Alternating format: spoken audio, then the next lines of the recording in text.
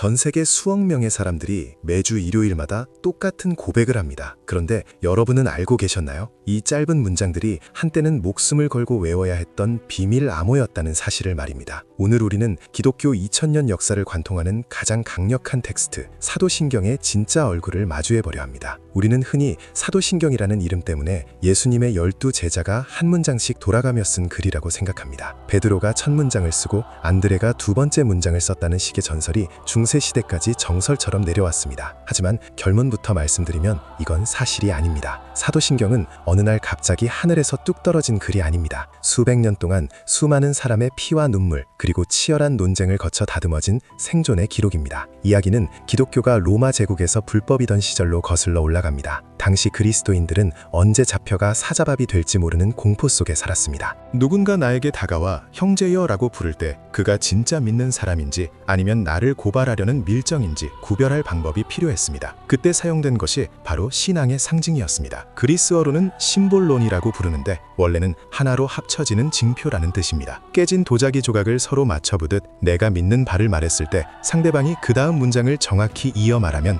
비로소 형제로 인정했던 겁니다. 사도신경의 원형은 바로 이 죽음의 문턱에서 주고받던 비밀 암호였습니다. 그런데 왜 하필 이런 내용이었을까요? 사도신경의 내용을 자세히 뜯어보면 당시 기독교를 뒤흔들었던 거대한 가짜 뉴스들과의 전쟁 흔적이 고스란히 남아 있습니다. 가장 먼저 등장하는 전능하사 천지를 만드신 하나님 아버지를 믿사오며 라는 고백을 봅시다. 지금 우리에게는 너무나 당연한 말처럼 들리지만 당시에는 혁명적인 선언이었습니다. 당시 영지주의라고 불리는 세력들은 이 세상을 악한 신이 만든 감옥이라고 주장했습니다. 육체는 더러운 것이고 영혼만이 깨끗하다고 가르쳤습니다. 사도신경은 이들에게 정면으로 반박합니다. 아니다. 우리가 사는 이 세상과 우리의 육체는 하나님이 만드신 선한 작품이다 라고 선포한 겁니다. 가장 흥미로운 대목은 본디오 빌라도에게 고난을 받으사라는 부분입니다. 여러분은 이상하지 않으셨나요? 인류 역사상 최악의 악당을 꼽으라면 가련 유다가 먼저일 텐데 왜 사도신경에는 유다의 이름 대신 빌라도의 이름이 박혀 있을까요? 여기에는 아주 치밀한 전략이 숨어 있습니다. 당시 어떤 이들은 예수님이 실제로 고통을 느낀 게 아니라 그냥 유령처럼 보였을 뿐이라고 주장했습니다. 신이 어떻게 인간처럼 아픔을 느끼고 피를 흘릴 수 있느냐는 논리였습니다. 사도신경은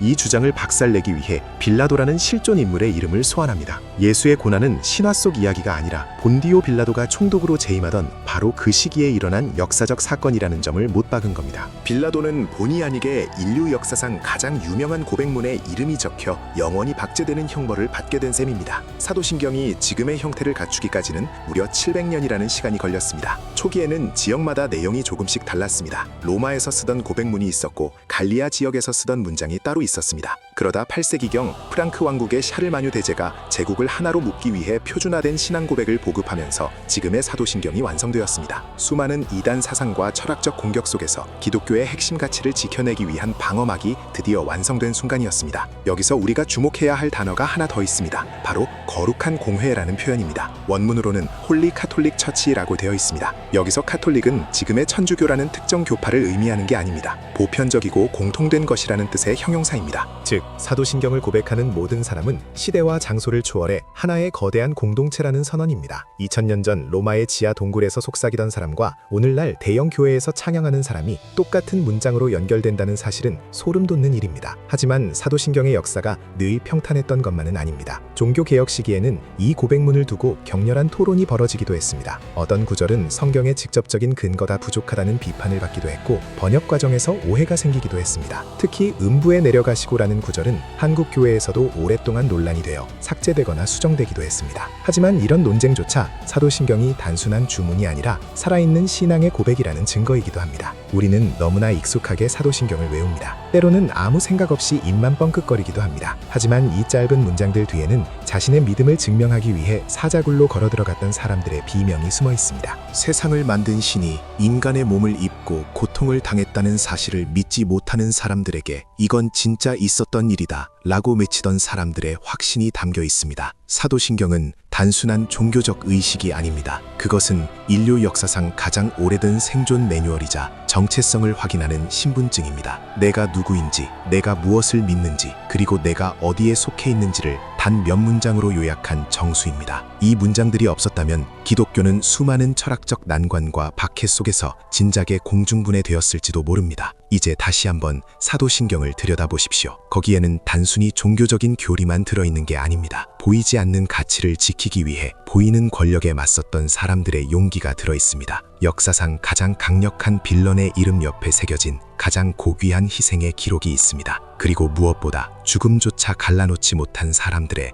거대한 연결고리가 있습니다. 오늘날 우리에게 사도신경은 어떤 의미일까요? 누군가에게는 지루한 반복일 수 있고 누군가에게는 마음의 평안을 주는 기도일 수 있습니다. 하지만 분명한 건 우리가 이 고백을 내뱉는 순간 우리는 2000년 전 로마의 지하 카타콤에서 목숨을 걸고 암호를 주고받던 그 사람들과 똑같은 주파수 위에 서게 된다는 사실입니다. 이 짧은 고백문이 이토록 긴 세월을 버텨온 이유는 단 하나입니다. 그것이 진실이라고 믿는 사람들이 있었기 때문입니다. 그리고 그 진실을 지키기 위해 기꺼이 자신의 삶을 던진 사람들이 있었기 때문입니다. 사도신경은 단순한 글자가 아니라 피로 쓴 역사입니다. 다음에 사도신경을 고백할 기회가 있다면 잠시 멈춰보시기 바랍니다. 그리고 그 문장들 사이에 숨겨진 수많은 사람의 얼굴을 떠올려 보십시오. 빌라도라는 이름 뒤에 숨겨진 역사의 무게를 느껴보십시오. 그러면 평소에 무심코 내뱉던 그 문장들이 전혀 다르게 들리기 시작할 겁니다. 그것은 과거의 유물이 아니라 지금 이 순간에도 살아 움직이는 가장 뜨거운 선언입니다.